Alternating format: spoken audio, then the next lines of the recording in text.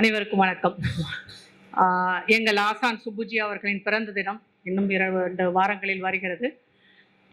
உண்மையிலே எங்களுக்கெல்லாம் பெருமையா இருக்கு. 75வது வயதை அவர் அது 75 வயது ஆகுதா என்பது கொஞ்சம் சந்தேகமா தான் இருக்கு. ஏன்னா ஹேர் ஸ்டைல், அவரோட ஸ்டைல் எல்லாம் பார்க்கும்போது, இருந்தாலும் நம்ம அதெல்லாம் சந்தோஷமா ஏத்துக்க வேண்டியது இருக்கு. இன்றும் மாறாத இளமையோடு இருப்பவர், எழுத்துக்களிலும் சரி, பேச்சிலும் சரி, இளைஞர்களோடு பழகுவதிலும் சரி. அப்படி ஒருத்தரை பார்ப்பது கொஞ்சம் கடினமான விஷயம்தான். ஆனால் இதற்கெல்லாம் மேலாக அவருக்கு இருக்கும் அந்த தேசப்பற்று என்பதை நான் குறிப்பிடத்தான் வேண்டும். திராவிட கழகங்களை பற்றியோ இல்லை அவர்கள் செய்த அரசியலை பற்றியோ அதிகம் தெரியாத நிறைய பேர் இருப்பாங்க. ஏன்னா அந்த காலகட்டத்தில் சிறு பிள்ளைகளாக இருந்ததனால் அதிகமா தெரியாது. இவேரா என்ப ஒரு பிம்பத்தை மட்டும்தான் நாம் அறிந்திருந்தோம். அது போக திராவிட கழக தலைவர்கள் எல்லாம் ஒரு பிம்பமாக அறிந்திருந்தோம். அதுவும் பகுத்தறிவு பிம்பமாக நாம் அறிந்த காலங்கள் உண்டு. அது ஒரு மாயை என்று உடைய காரணமாக இருந்தவர் சுப்புஜி அவர்கள் தான். அதை தைரியமாக இன்றைக்கும் பாத்தீங்கன்னா திராவிட முன்னேற்ற கழகத்தை பற்றி ஏதாவது பேசினா கேஸ் போட்டுருவாங்க. சிறப்பு அதுக்கான உதாரணங்கள்லாம் இங்க நிறைய பேர் இருக்கிறாங்க. அஸ்வத்தாமன்ஜி எல்லாம் இருக்காங்க. பல இடங்களில் கேஸ் வாங்கி கொண்டு உட்கார்ந்துருக்காங்க.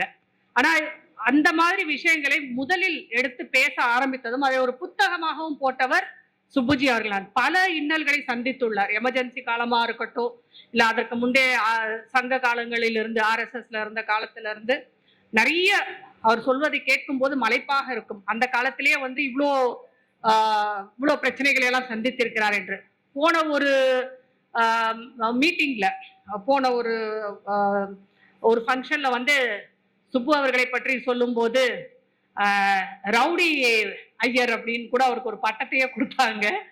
அதற்கு முழுக்க தகுதி இருக்கு அவருக்கு. அந்த அளவுக்கு ஆனா அவர் செய்த எல்லாமே தேசத்தின் நலனை நோக்கியதாகத்தான் இருந்தது. அதே மாதிரி அவர் தனக்கு தான் விட்டு செல்லும் அந்த ஒரு பாதையை நிரப்புவதற்காக நிறைய பேர்கிட்ட பேசுவார். அதற்கப்புறம் என்னுடைய சித்தாந்தமாக இருக்கட்டும், என்னுடைய இந்த அறிவு பொக்கிஷத்தை அடுத்து எடுத்து செல்ல வேண்டும் என்பதில் அவர் ரொம்பவே மெனக்கெட்டு இருக்காரு. அதுல ஒன்று ஆதாரம் ட்ரஸ்ட்.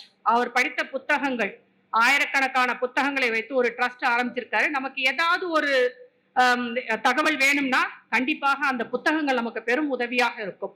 அடுத்தது இந்த வாசகர் வட்டம். இப்ப படிக்கும் பழக்கம் குறைந்திருக்கும் இந்த காலகட்டத்தில் எல்லோரும் படிக்க வேண்டும், எல்லோருமே இந்த நிறைய விஷயங்களை தெரிந்து கொள்ள வேண்டும் என்பதில் அவருக்கு மிக்க ஆர்வம் உண்டு. அவர்கிட்ட நீங்க எதை வேணாலும் பேசலாம்.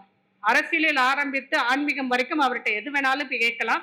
எல்லாத்துக்குமே ஒரு பதில் கொடுப்பார் நமக்கு. அந்த மாதிரி அவர்கிட்ட இருந்து பதில் வாங்கியவர்கள் நிறைய பேர். அது மாதிரி அவர்கிட்ட அறிவு தெளிந்தவர்கள் நிறைய பேர் இருக்காங்க, என்னையும் சேர்த்தேதான்.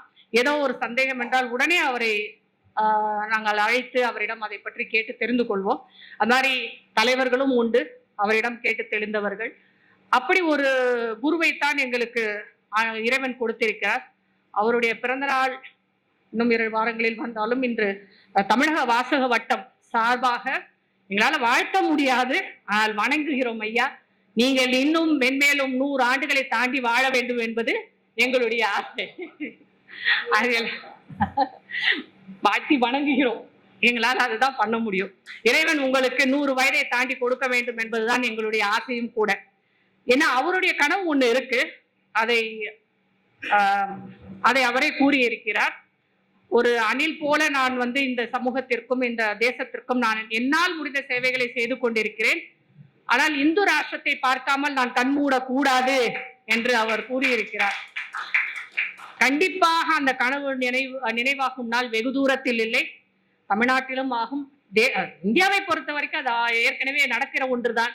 அதை நோக்கி நாம் வேகமாக சென்று கொண்டிருக்கிறோம். தமிழகத்திலும் வெகு சீக்கிரமாகவே அது நடக்கும். அதற்காகத்தான் நாங்கள் எல்லோரும் இங்கே சேர்ந்து உங்களுடன் களமாடி கொண்டிருக்கிறோம். இதை தவிர அரசியலை தவிர்த்து நாம் பார்த்தோம் என்றால் இந்த வாசகர் வட்டத்தை பற்றி நான் சொல்லியே ஆக வேண்டும். இது எங்களுக்கு 18வது வாசகர் வட்டம். ஒரு ஏப்ரல் மாதத்தில் ஆரம்பிச்சது இது. குறிப்பாக இந்த வாசகர் வட்டத்தில் நாம என்ன பண்றோம்னா புத்தகங்கள் படிப்பதை ஊக்குவிக்கிறோம். ஒரு புத்தகத்தை பற்றிய திறனாய்வு நடக்கும் இங்கு. அதுக்கப்புறம் ஒரு தலைப்பு கொடுக்கப்பட்டு அந்த தலைப்பை பற்றிய ஒரு பேச்சு இருக்கும் இங்க. அது சிறப்பு அழைப்பாளர்கள் பேசுவாங்க. எல்லா கூட்டங்கள்லயும் பாத்தீங்கன்னா இப்ப சினிமா மோகம் அதிகமாக இருக்கனால், மீடியா மோகம் அதிகமாக இருக்கும் இந்த சமயத்தில் புத்தகங்களை அறிமுகப்படுத்துவதற்கே ஒரு தைரியம் வேண்டும். புத்தக இந்த அறிமுக விழாவில்லாம் நான் கூட்டத்தை பார்த்ததில்லை. எண்ணி ஒரு 20 பேர் 30 பேர் தான் வருவாங்களே தவிர யாரும் வரமாட்டாங்க. அதுவே ஒரு சினிமா நடிகரோ உள்ள ஒரு சினிமா சம்பந்தப்பட்ட விழாவாக இருந்தால் அப்படியே கூட்டம் பிச்சுக்கிட்டு போகும். அந்த மாதிரியான ஒரு சூழ்நிலை தமிழகத்தில் இருக்கு.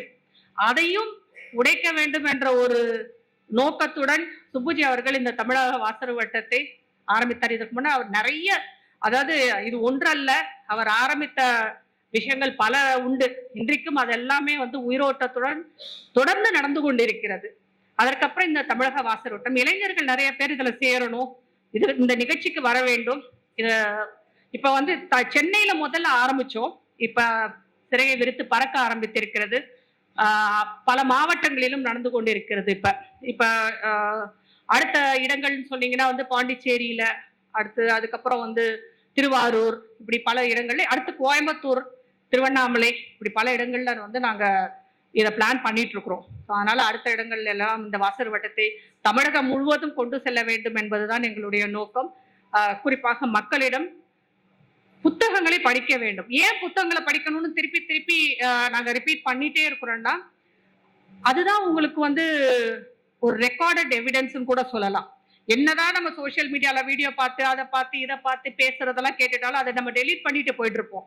ஒரு போனை நீங்க ஃபுல்லா ஃபார்மேட் பண்ணீங்கன்னா மொத்தமும் போயிடும். அதுக்கப்புறம் நீங்க தேடி பிடிக்க வேண்டிய அவசியம் இருக்கு. ஆனா புத்தகங்களை நாம் எடுத்து படிக்கும் போது அதில் இருக்கும் அந்த கருத்து களஞ்சியம் என்பது எனக்கு தெரிஞ்ச ஆடியோ வீடியோவில் இருக்கிற மாதிரி எனக்கு தெரியல. அதனாலதான் புத்தகங்களை படிப்பதற்கு ஊக்குவிக்கிறோம். அந்த புத்தகம் படிக்கும் கலை என்பது இறந்து விடக்கூடாது.